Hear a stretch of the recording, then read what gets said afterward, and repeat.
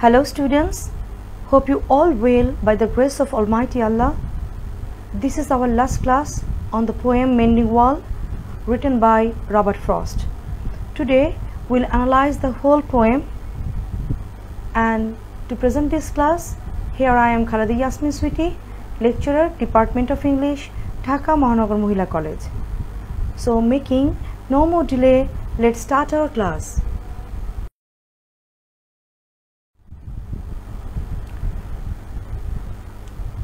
The objectives of today's class is that you will get a comprehensive idea about the whole poem.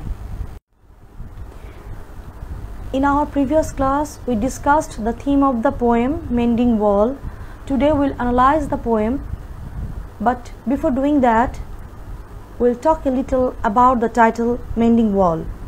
The title is conspicuously vague in that mending can refer to either as a verb or as an adjective. Considering mending as a verb, the title refers to the activity that the poem speaker and his neighbor perform in repairing the wall in every spring. If mending is taken as an adjective, it suggests that the wall serves a more stable function. As a mending wall, it keeps the relationship between the two neighbors in good condition. From the first line to line number 9, that is, something there is that doesn't love a wall to please the yelping dogs, the narrator says that there is something mysterious in the nature that doesn't want walls or love walls. That something always destroys the walls, making a gap in the walls through which two people can easily pass. The narrator says that sometimes the wall is damaged by some careless hunters who pull down the stones of the walls in search of rabbits to please their barking dogs.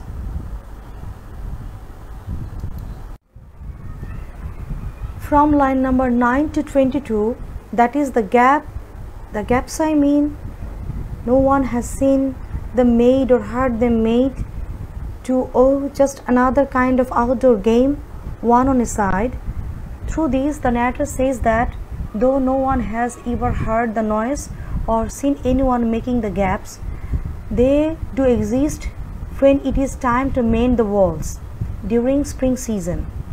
They are realities, and so the narrator asks his neighbor to go beyond the hill and find out, after all, who creates these gaps. One day, when both of them, the narrator and the neighbor, determine to walk along the wall, they are surprised to see stones scattered on the ground. They see that some stones are shaped like bread loaves, while a few of them are round in shape.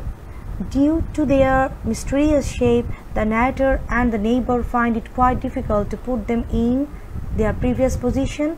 Seeing the unusual shape of this stone, the narrator thinks of using some kind of magic tricks to place the stones back on the walls. Though all through the process of tackling the stones, their fingers become too rough and make them exhausted. It is like an outdoor game for them, wherein the wall works as a net and both are opponents.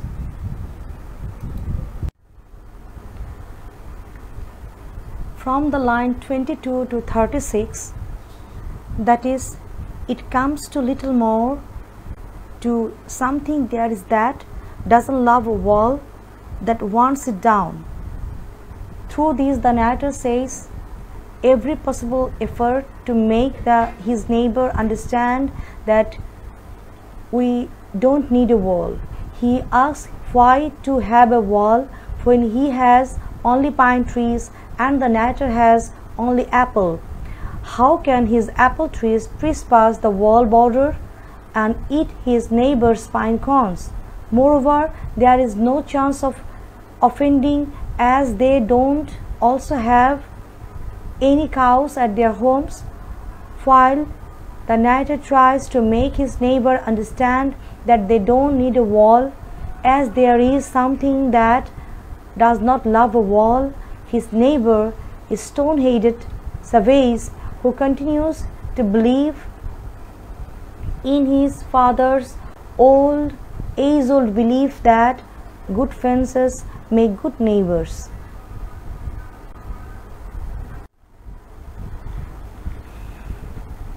In the last portion, that is line number 37 to 46, I could say helps to him, but it's not helps exactly to, he says again, good fences make good neighbors.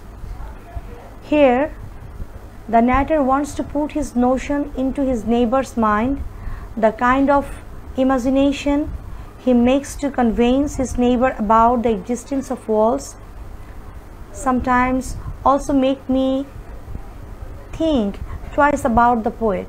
For example, let's take these lines wherein the narrator tells his friend that there is something like non-human entity as elves that come and break the walls. We all know that elves are those supernatural beings that are tiny in size and can only be seen in the mythological stories and folklore. But immediately, when the narrator changes his opinion and feels that it is not the work of elves, rather some kind of power in nature, we feel relieved as the narrator is finally talking sense. He says it is the work of nature that works against any type of walls and barriers. However, the narrator gets immensely irritated to see his neighbors firmly holding a stone and giving a look an ancient stone age man who is getting armed to fight.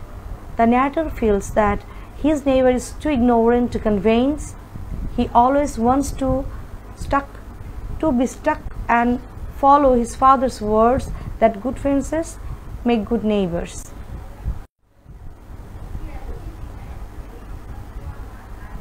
After the whole discussion about the poem, we can conclude in that way that in the poem Mending Wall, Robert Frost takes an ordinary setting of two neighbors and their efforts to mend the wall to deliver something more significant. The wall, the dispute, the different philosophies of the two neighbors, all these may hold more significance than it seems. Through the fence, the poet tries to show how we create barriers to isolate ourselves from the outer world. Through the dispute between the neighbors, he brings to the forefront the frequent clash of tradition and modernity, where youth is trying to tear down the ideals of tradition and old is willing to do just about anything to cling to these existing tradition and beliefs. While the narrator's philosophy about something presents the theory that nature doesn't like a wall between people, it may even indicate that this something is a human nature in our mind too. So the narrator attacks the neighbor using the word savage, as he wants to shy away from others around him. The poet makes a distinct use of paradox by juxtaposing two opposing intents and opinions by repeating the contrasting line, something there is that doesn't love a wall and good fences make good neighbors. My dear students, that's all for today. Hope you have enjoyed my class. In our next class, we'll start an apple picking. Till then, stay home, stay safe, stay blessed. Thank you.